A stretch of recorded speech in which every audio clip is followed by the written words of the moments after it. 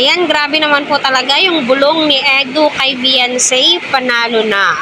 So teamwork po talaga, Kasi kung papansin nyo, game na game po itong si Edu at saka si Beyonce. Pero mas kinilig po ako sa pa I love you ni Edu na catch up po agad ni Beyonce at yung pabulong nga po ay agad pong na catch up ni Beyonce. So matchy po talaga sila, di ba? Oh, 'di ba mapapasana all ka na lamang po isang bulong lang ni Edu kay Beyonce, wapak, kuhang-kuha, agad na tumayo si Beyonce. My God. Edsy ako Beyonce ako. So, proud na proud. No, proud na proud ako present. Kung usapang Beyonce at kay Edsy, ipapanalo natin ito. Syempre,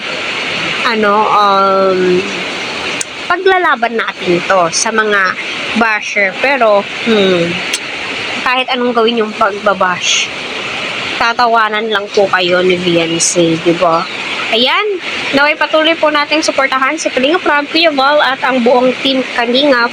Huwag po natin skip ang kanilang mga ads. So, my God, marami nga po ang nakakapansin na lumilevel up po ang EDC.